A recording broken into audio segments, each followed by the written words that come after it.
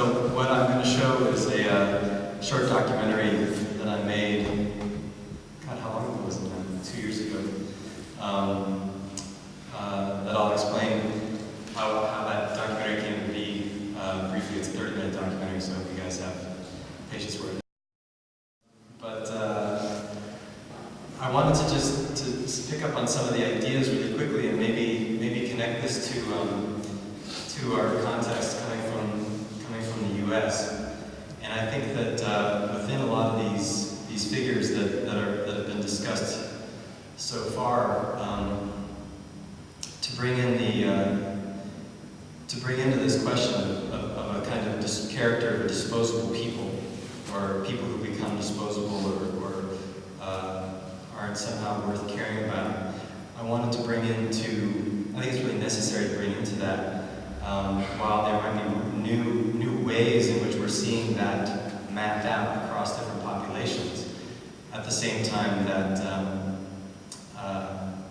as the poet Gil Scott-Heron once said, ain't no new thing, meaning that I don't think that it's a new situation. There might be new ways in which those kind of layers of difference and types of neglect get worked out in relation to new economic conditions, etc. But these are very old, long, historical conditions and relationships. And one of the very common words we have for it that we use, at least in the U.S. a lot, is racism.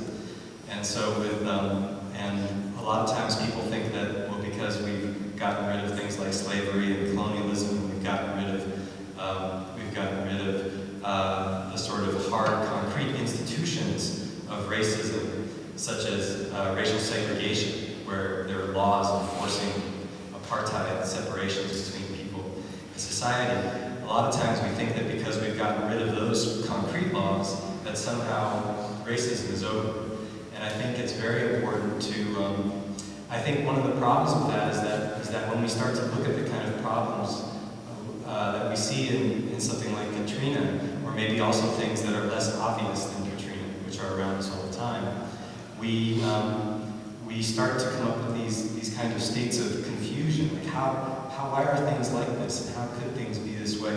And because we forget that actually there is already within Western culture a very long historical predisposition to already understanding that there's certain groups of people in the world who are not entitled to the same rights, the same privileges. They're not the same kind of people. Racism, I think, we should understand not just as a historical relationship between white people and black people, or white people and brown people, etc., but as a way of dividing between different groups of people, and attributing different levels of humanity across those levels of difference. And I think that one of the things we see today that's so important about this discussion about how much society is changing, and economic conditions and institutions, how bodies are spread out within space, etc. One of the things that's really important to understand is how these same conditions of racism aren't just spaces where neglect happens and people are forgotten, but they are a part of the equation through which society is built. Right? Modernism is not just didn't just happen because someone figured out what a factory could be and how that could work, but it also came from an active subjugation of people who could then work those factories, and a whole set of ideologies that would allow one class of people to think that it was okay for other class of people to be exploited in those factories, right? So racism always has a productive relationship to the economy. And I think sometimes I feel like when I'm in Western Europe, this is harder to see sometimes than it is in the US, because of the colonies. The US's colonies were largely located inside the US itself. And whereas in Europe, the colonies were outside somewhere else. So the sort of ravages of the British Empire, for example, aren't always as easy to see within Britain itself, because it's safely kept in India or Pakistan.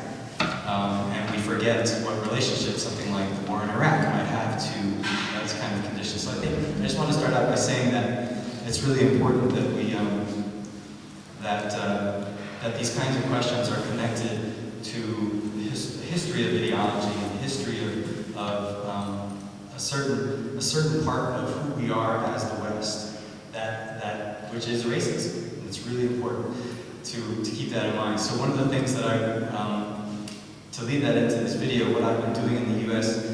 As part of my work as an artist and an activist for the last little over 10 years, has been doing work around the prison system. And just to give you, this is all sort of necessary to understand a bit more, to give a bit more context to my particular approach to the Katrina issue. In the U.S., just really basic statistics, the U.S. has the largest prison system in the world, not just the most people, but the highest per capita rate of incarceration. So throughout Western Europe, generally, there is somewhere around 80 to 100 people, 80 to 100 citizens per 100,000 citizens are locked up in prison, right? Somewhere 80 to 100,000 citizens. That's sort of the median range. The Germany and France and the UK are more around maybe 200 people per 100,000 are locked up in prison. In the US, on average, we have about 700 people per 100,000. So that's, what's the matter? Okay, but so this also is not so, this is an old thing, but it's also a new thing.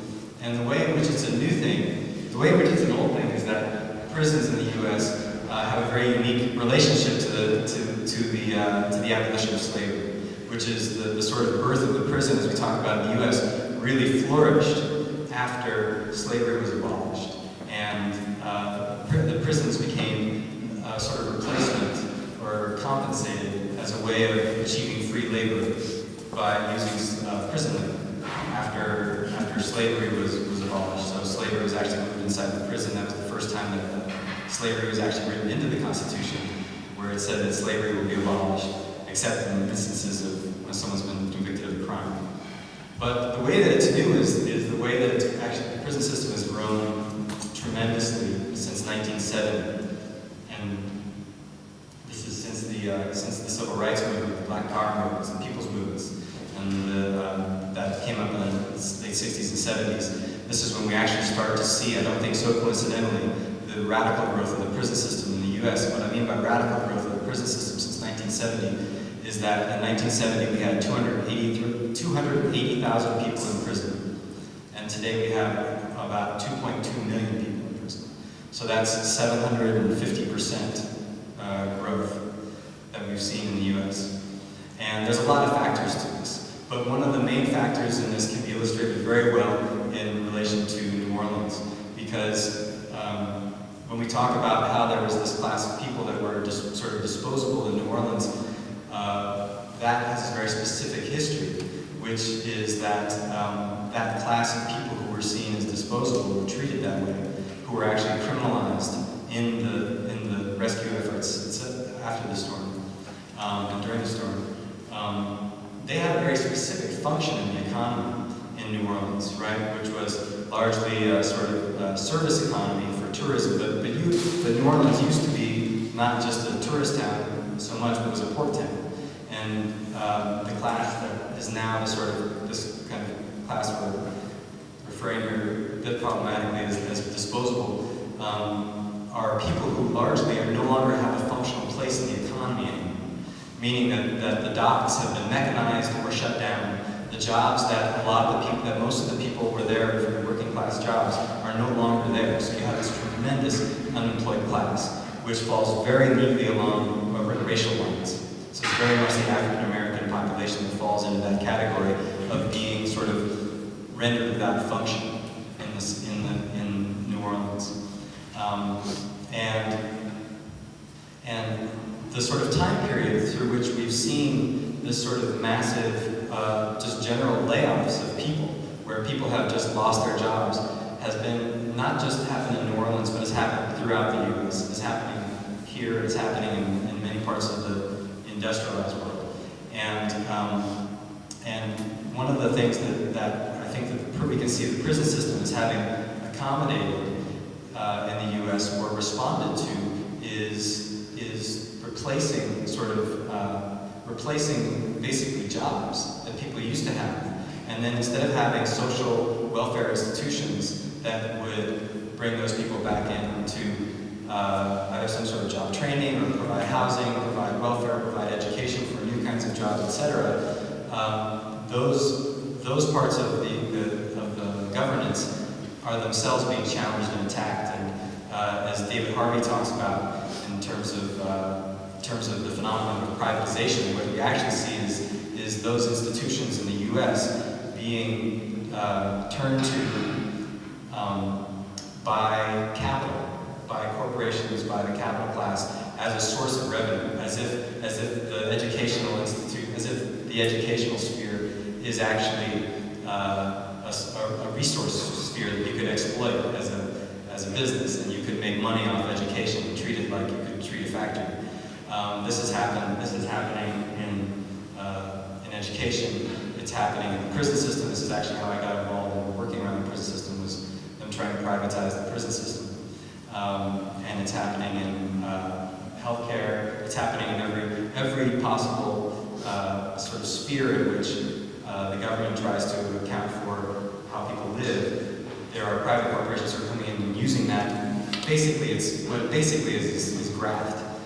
Do you know this term? It's basically what's the term for it? Corruption. I mean, it's sort of the laws make it legal, but what it is basically is people like George Bush who have friends who run a company, and George Bush says, "Here, we can't afford to pay to build this new prison, so how about we give Dick Cheney's company Halliburton this contract to build this prison, and then everybody's getting paid." And because Dick Cheney's company built Halliburton built Guantanamo, the prison in Guantanamo Bay. It built a couple of really notorious prisons, but this happens. It's not just Dick Cheney and George Bush. This happens all over the place. Anyways, it's in the context of this economy where people have lost their jobs, their position within the economy has been rendered without function, and this happens to fall very much along racial and also class lines in the U.S., that the prison system has grown so much. And so just to give that as a sort of context for this film that I made, and the title of the film is "I Won't Drown on That Levee and You Ain't Gonna Break My Back," which is actually a song lyric by a blues singer named Lonnie Johnson, who, in a very similar flood in Mississippi in the 1930s, there we saw a very similar story where African Americans in the community were basically taken out of their communities and forced to go sort of reinforce the levees or the dikes to stop the floods from coming in more, and they drowned, just like it was like a small kind of genocide. I mean, it was just talk about, expendable bodies that are the same kind of expendable bodies that we saw in slavery or in the most brutal forms of colonialism that still exist the same way today, that were being used to just, they're defined by their function, not by their domain. And so I've been working with a couple different groups in the U.S. to sort of challenge the growth of the prison system and the way that the prison system gets used to be the kind of new institution that responds to all social problems. And after Katrina, I was asked to come down and help them look into what happened with the Orleans Parish Prison, which was holding up to around 8,000 people.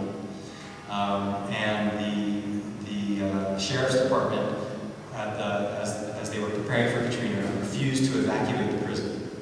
They refused to evacuate the prison.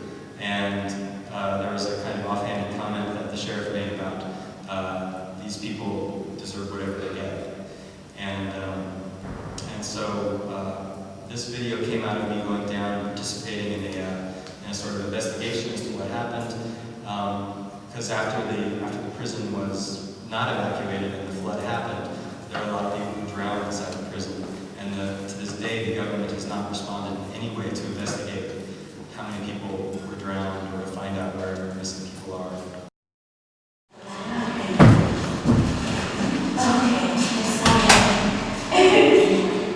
Oh, goodness.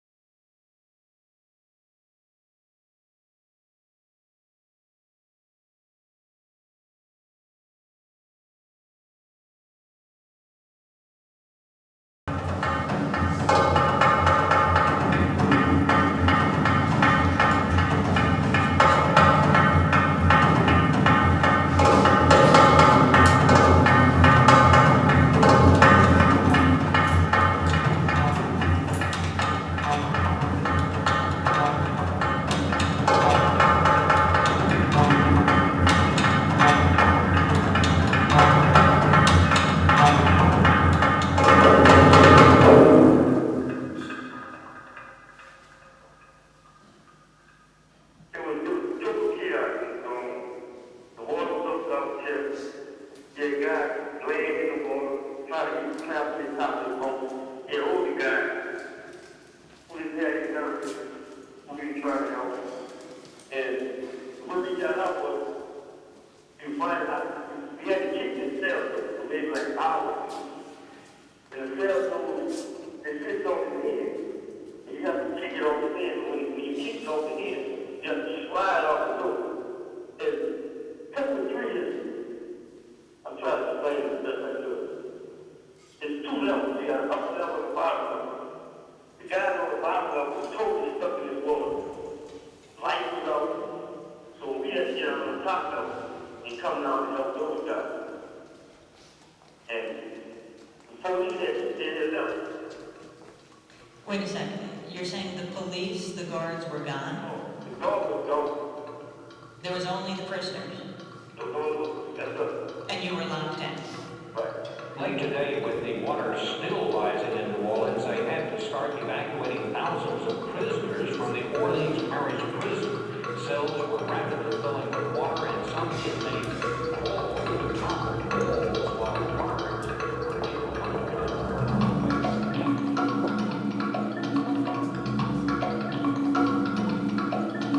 Today, several organizations, Critical Resistance, Friends and Family of Louisiana's Incarcerated Children, Southern Center for Human Rights, the People's Hurricane Relief Fund and Oversight Committee, the NAACP Legal Defense Fund, the ACLU, and survivors of Hurricane Katrina have come together to bring attention to the neglect and abuse of prisoners that occurred during Hurricane Katrina and its aftermath. Among the thousands of people who left to rise with floodwaters with no water or food were hundreds of Orleans Parish prisoners locked in jail cells with no way out. Prison guards and officials simply walked away from flooding jail cells that imprisoned 6,000 people. Despite knowing the levee break would put everyone in the jails in danger, there was no evacuation plan. Prisoners were trapped for as long as 4 days in sewage-tainted water up to their chests without clean water. Prisoners were forced to break windows and leap out or tie sheets together to use as a ladder to escape. Some set fire to pieces of clothing, signaling a need for help as helicopters circled above. And there are now reports of prisoners being abused at one of the prisons they were transferred to, Jim. As such, we demand an independent investigation of the evacuation of Orleans Parish Prison. We also demand amnesty for those who are arrested for finding food and trying to help themselves in the aftermath of Katrina, and also those whose cases are in legal limbo.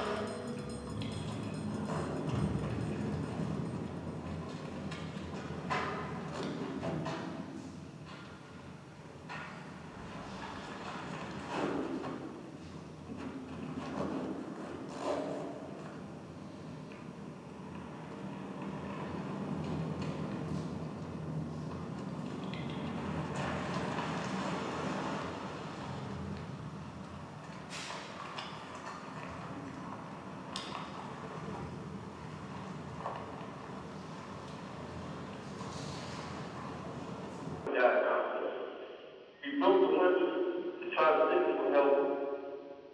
No one came out and rescued him. We have gathered accounts from OPP evacuees who described the jail vicinity as chaos after the storm hit and the OPP buildings began to fill with water. We recently filed a declaration to the federal court for two former inmates there, Raphael Schwartz and Antonio Reed. Mr. Schwartz was framed with maid and abandoned by officers in a locked cell with 7 other prisoners. They remained in this cell without food, without water, without light, without ventilation for 3 days. I just want to remind people where we are. We're at Orleans Parish Prison. And if you can see the watermarks on the building, this is the major concern that we have in terms of Orleans Parish Prison. Sheriff Marlon Gutzman left prisoners here without any plan for evacuation, without any fortification of the building to ride out the storm. The Louisiana Association of Criminal Defense Lawyers interviewed 8,200 prisoners. People who were kept here at Orleans Parish Prison described the same thing over and over again, that there was no water for 3 to 4 days, no food, that the toilets had overflown and sewage had contaminated the flood water. These people were in water up to their hips, up to their chests for 3 days. That's the watermark. They were rescued by a deputy who told them that she had found 3 dead bodies in the jail as she was searching for survivors. We believe there are scores more bodies that are left in the jail, and we can't get access. We have 327 people who are still missing from official lists of evacuated prisoners, and we don't know what happened to them. We don't know, and the families of these inmates deserve to know. My daughter was rescued just prior to Katrina entering the Gulf. She lived in my home, my family home, with her 2 children. My older daughter and I returned to New Orleans, scheduled to fly by Saturday morning. We realized the need to leave the city and reckon with the fact that she could not be bailed out because all the bail-out companies were closed at one time.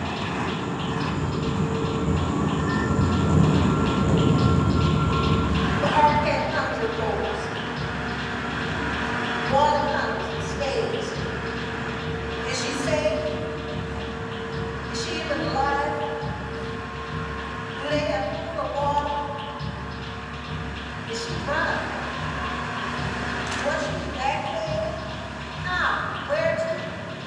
She says that the number will climb into the hundreds as more searchers are able to get into the hardest hit areas.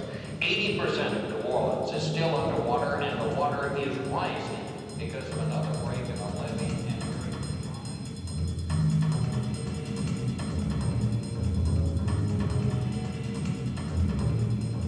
2 weeks passed. I am pregnant. I'm becoming ill. I must continue to tell my 8-year-old daughter and her 4-year-old son that their mother is safe and will find her. I wasn't able to locate my son. He's been locked up here since August the 5th in the house of detention. My son, I finally found my son after 3 weeks. He called me. He's in Cotton Hole, Louisiana. My son notified me that he hadn't eaten here for the past 4 days in Orleans Parish Prison. He was shackled and handcuffed in water without any supervision. My son have a 4-month-old baby. My son needs to be home with his baby.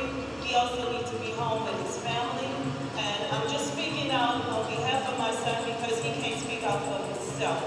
I finally learned constantly, ask anybody, anyone, or someone's aunt who was employed for the OPP, that the women were moved, plant moved. My heart sinks. I was allowed to even pay her mind over 2 weeks ago, maybe 3 weeks ago, and she's still in Camden. It's been over a month and a half.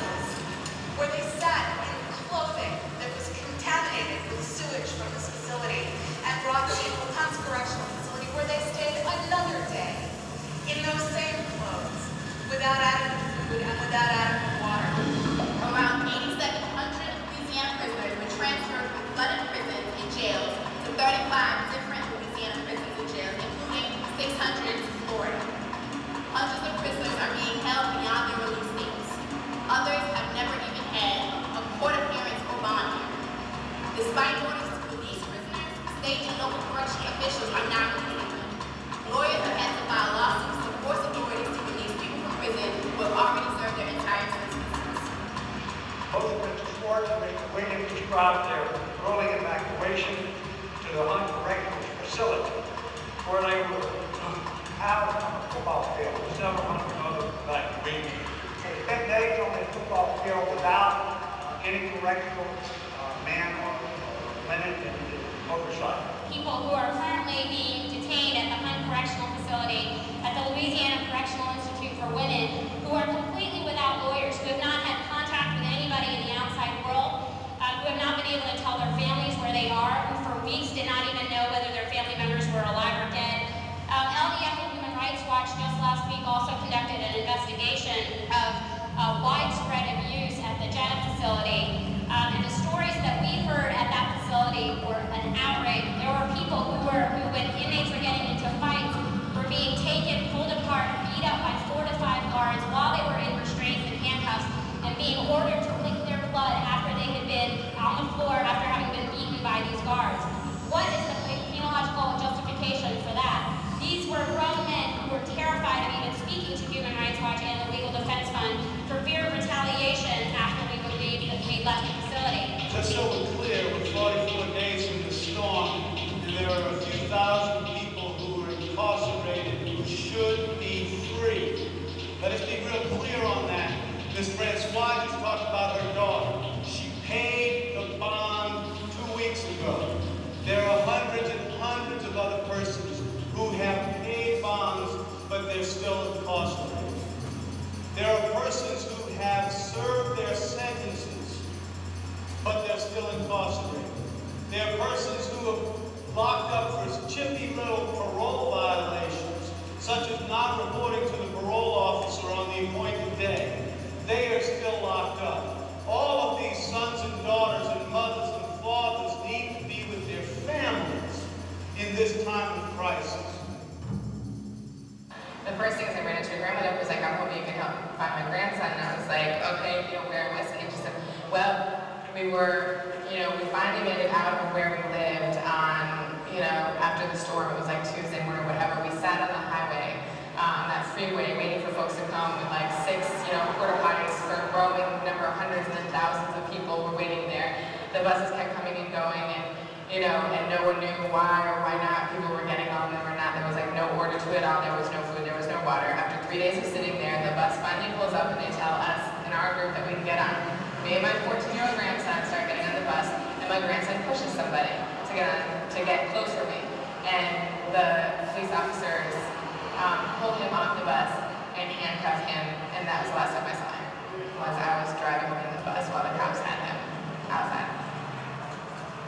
And we spent like a couple of days trying to call around to see where he might possibly be.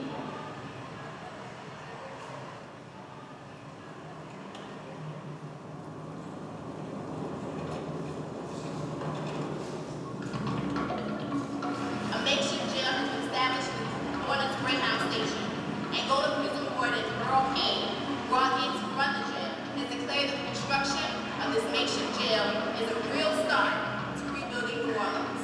And so we have a jail. Without the provision to have a jail, you can't have reconstruction. So it's a wonderful thing. Our schools are closed. People have been left without clothing or water. How can our city's first priority be to open a jail? If the priority is building New Orleans through jails, it is a telling reflection of the local and national government response to Katrina and its aftermath. Law and order first, meeting needs and saving lives last. You can't have reconstruction. You have law and order. You can't have law and order without jail. Hundreds of people have been booked into this sweltering makeshift jail for the crime of feeding and clothing themselves during the hurricane. LDF is currently representing individuals who were arrested in the aftermath of Katrina for taking food and baby diapers, for leaving town in postal trucks in order to escape after being left on their roofs for 2 to 3 days with no food, no clean water, and no possibility of rescue. Katrina's aftermath reflects the way we as a nation frequently deal with social ills, police and imprisoned primarily poor black communities for crimes that are reflections of poverty and desperation. I can't tell you what you got to do when you get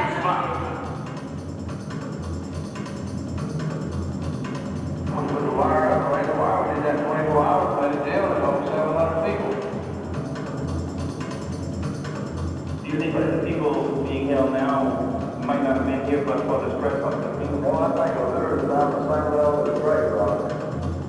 You're not able to get up and just go. You don't have transportation. I mean, you live paycheck to paycheck. I mean, you're not just able to get up and just leave. We opened for business Saturday, and our first customer was an unfortunate fellow. He thought the station was open. Well, he drove up in a stolen car. We gave him a ticket right on into here. He got a ticket out of it. I said, where he wanted to go. So let's don't say we don't have any more room. We will never say that. We also visited the jail over the Greyhound bus station and the hearings that they have there. And we have verified the reports that people have been arrested in New Orleans after hurricane on minor offenses. Have they offered the opportunity to plead guilty and receive a sentence of time served as long as they agree to 40 hours of community service work cleaning up this toxic waste facility here. And they're not providing, as we can tell, opportunity to bond, and they'll send them off to uncorrected consider, and you'll come on a bus and you'll be back in 3 weeks. We have judges who have signed orders telling the Department of Corrections to release people. Matter of fact, Judge Sims, on September 29th, a municipal court judge, signed an order saying release every municipal offender who is serving a sentence. Why are they still locked up, you ask? It's real simple. Secretary Stalton, the Department of Corrections Secretary, announced to the legislature 2 days ago the reason. We want FEMA money. He's going to demand $75 to $85 a day for these 8,300 plus people that are being held in our jails.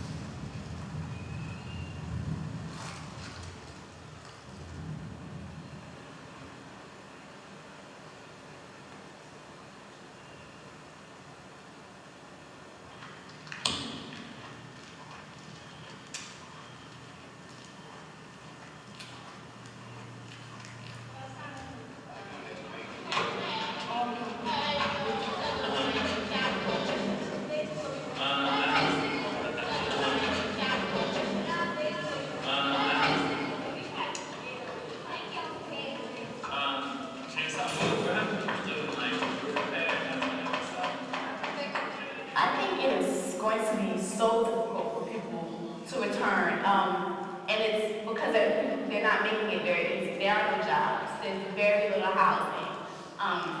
If any, in the housing that exists, you either are staying with someone that you know, or you have to pay $300 a night in a French Quarter hotel that, you know, is usually like maybe $70 a night, you know? There's no effort to include people who are from the city in the rebuilding. It's even difficult for folks to just come back and see their houses and get out, you know? I mean, they're still saying, telling some people you can't come. There's still cops patrolling it and military people patrolling the streets. And really, people from the ones, are rightfully intimidated by the police because the police have for so long harassed them.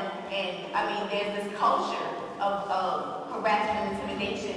Local police, already under scrutiny, were involved in a videotape meeting of a suspect. Well, it was definitely a double standard. You know, there was white justice and black justice. That's what I can speak about, justice. And white justice didn't include violence. But black justice was also all-inclusive of violence. The suspect, 64-year-old Robert Davis, is punched in the head at least 4 times. Eventually, officers tackled him to the ground. Now, it is a violation of department policy to strike the suspect in the head, but watch this. Davis is punched in the head 2 more times, and it wasn't real. I would say from the time that the levee broke, black men was demonized, or black people was demonized, in particular black men. They was all classified as those. Some of them was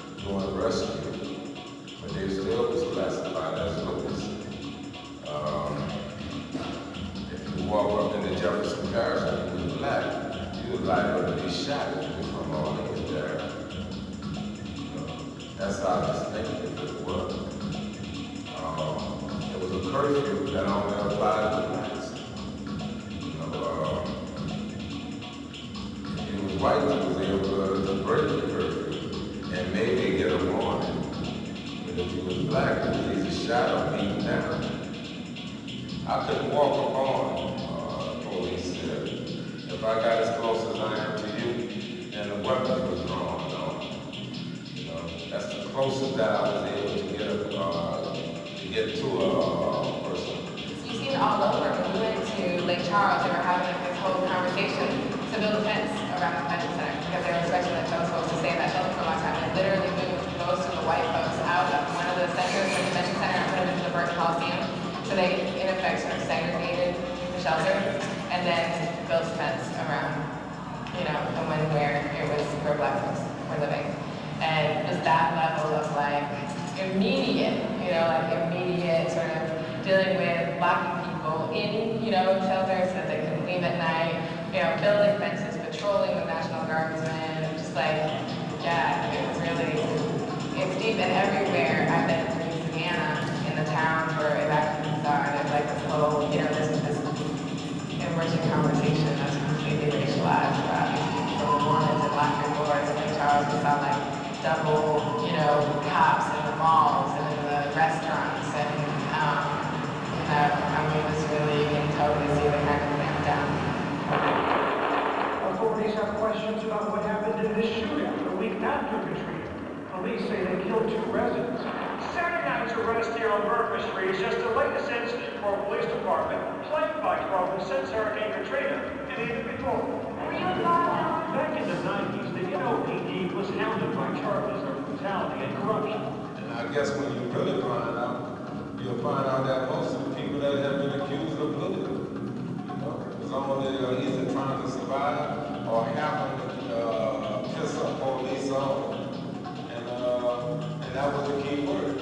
You were looking, take me to jail. Whether or not you was going there, they tell you to go. When they came in and beat that young man out here, in front of you, right in front of my door, they told everybody in there that they was in violation of a city ordinance called being nosy. There is a very real concern on the part of many citizens that the police department may be taking a turn for the worse. Amnesty should be given to everybody that was arrested.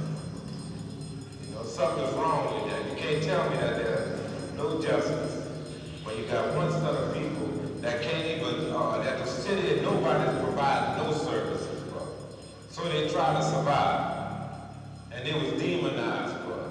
Why they was demonized? Because they exposed the corruption and the blatant neglect of an administration that did not care. Because they placed more emphasis upon property than on human life. This city was, I mean, this is a city that should have been swept away. Whereas for the corruption, as for the blatant neglect, as for the racism, it should have been washed away. You know, and now it's time for us to rebuild. But we got to make sure we rebuild by calling it what it is.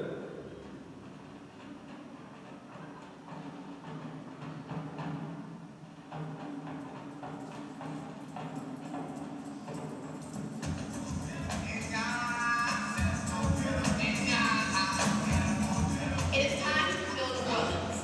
This city has been presented with both a great opportunity and a great burden. A rebuilt New Orleans will preserve its rich culture, history, vitality, and the unique flavor attributed to the African and indigenous peoples native to this area. The reconstruction effort must seek to build a safer New Orleans, one in which safety is defined, determined, and created from the bottom up and not from the top down. This will mean that all residents must have access to the basic necessities for survival, including food, adequate shelter, meaningful employment with living wages.